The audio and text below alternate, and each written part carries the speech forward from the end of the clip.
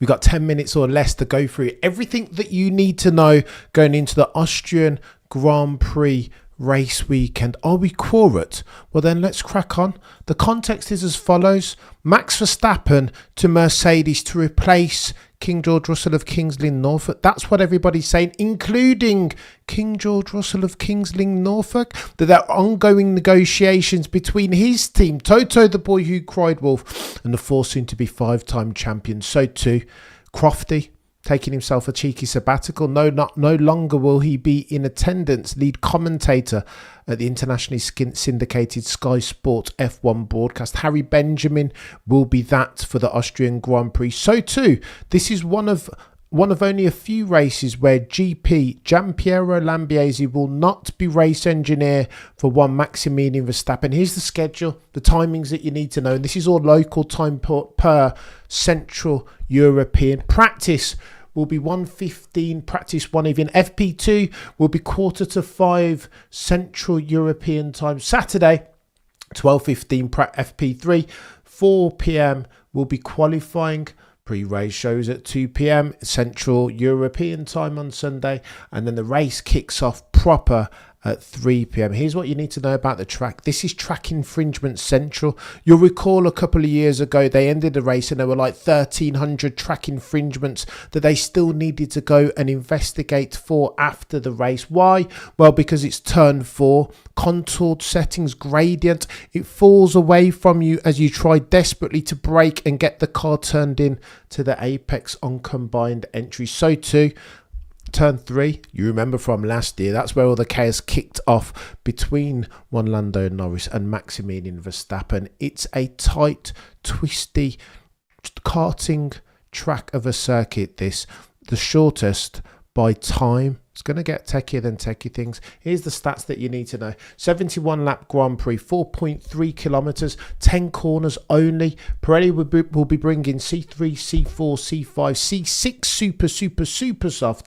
No longer here because it will be challenging as far as its circumstance physics settings. Winning strategy last year per Daniel Vellante, F1 Stats guy on Twitter, was a medium hard by George Russell. But again, that was fortuitous circumstance, was it not? George Russell running around in third, and then the two guys in front of him in Lando and Max decide to crash into one another.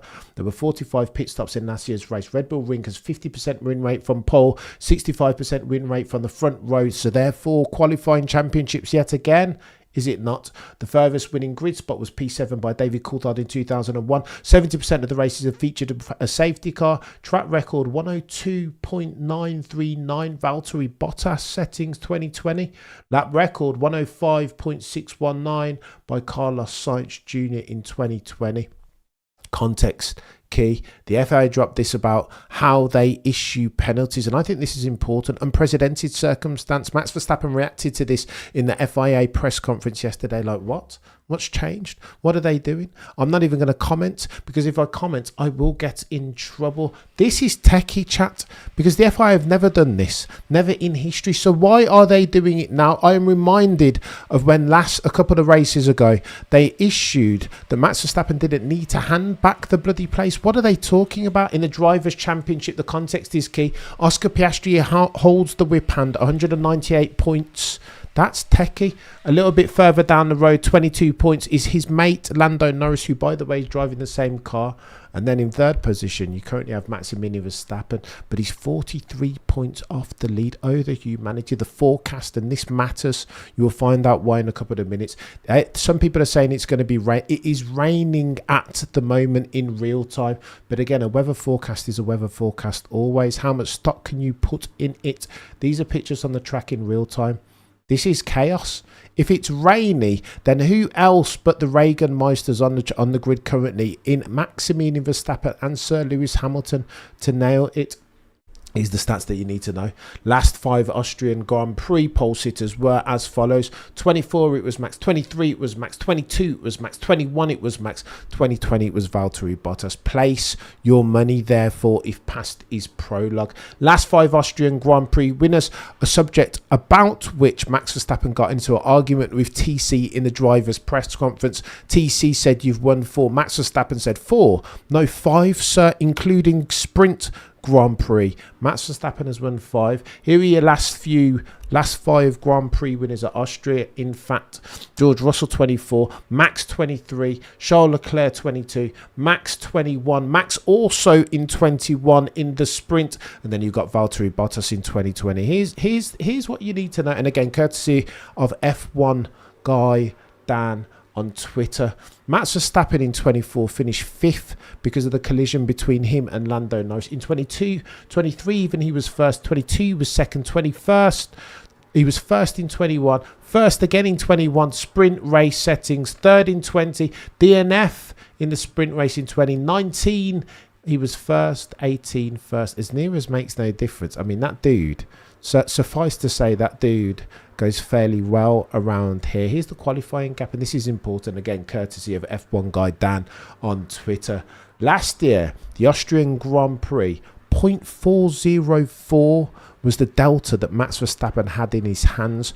0.4, as near as makes no difference, half a second, ladies and gentlemen. That's material around a track that's meant to be the shortest on the race calendar. Oh, the humanity. There are upgrades too. This is Ferrari looking to broaden their operating window. That's important, is it not? Lewis and Charles have both complained about instability at the rear, not having the confidence with using which they can carry high speed through the medium and high speed turns. They've done bits around it. The suspension has been upgraded, the keels, the floor. Here's hoping that Frederick Vasseur can alleviate some pressure from himself. Here's what you need to know about odds. And again, this is probability settings. If you run the race 100 times under the current circumstances, these are the odds that you get. Place £4, you'll get £7 back. Walk away with your stake too.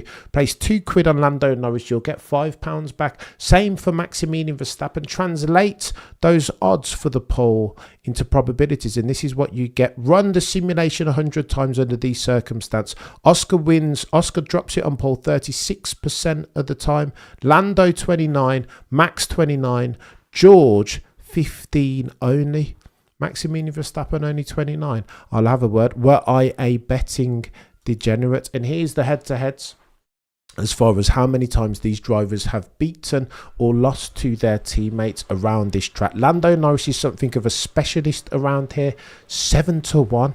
You barely beat him if you're a Lando Norris teammate around Austria for the pole, or quali even. George Russell 7-1. Nico Hülkenberg specialist 7-1. Max Verstappen 10-2 again. Max Verstappen isn't someone that you beat around here. You're going to need stuff a car. Charles Leclerc 6-3. Lewis Hamilton languishing. Not one of his best tracks this Austrian Grand Prix. 6-7. If you're Lewis Hamilton's teammate, you can beat him. Then here are your winners' odds. Put down £8 on Oscar Piastri, who is the favourite, by the way, across Grand Prix win and the quali. Put £8 on Oscar and you'll get 13 back. That translates to 38% of the time if you run a race simulation of 100 times under these circumstances. For Lando Norris, put £4 down, you'll walk away with an additional 13 quid back in your pocket. Lando Norris, therefore, wins 31% of the time under these circumstances. Max Verstappen 25%. George Russell 12%. Techier than techie things. Most wins from grid position. Pole takes 10 wins 50% of the time. Basically qualifying championship. Put it on pole and 5 times out of 10 you're going to win this race. Most poles. Max Verstappen has 5. Bottas, bloody Nora, has 3. Lewis Hamilton has 3. Mika Hakkinen has 2. I think this could be Max Verstappen's to lose, especially if the weather forecast delivers on its prediction. And, ladies and gentlemen, the F1 jury, we get rain. As near as makes no difference, impossible to beat around here. But the critical question, the exam question, is whether they've sold for the car the understeer settings.